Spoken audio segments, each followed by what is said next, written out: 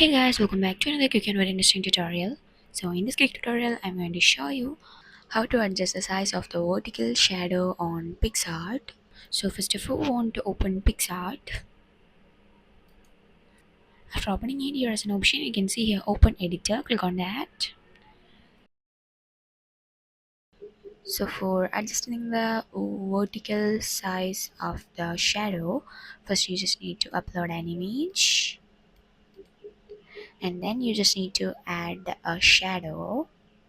For adding the shadow, here on the top is an option. You can see here edit, click on that, and then here on the left you can see an option called shadow. You just need to turn it on, and then you can see that you had been added the shadow. And for adjusting the vertical size of this, here is an option. You can see here vertical, and from here you can just adjust it by like this,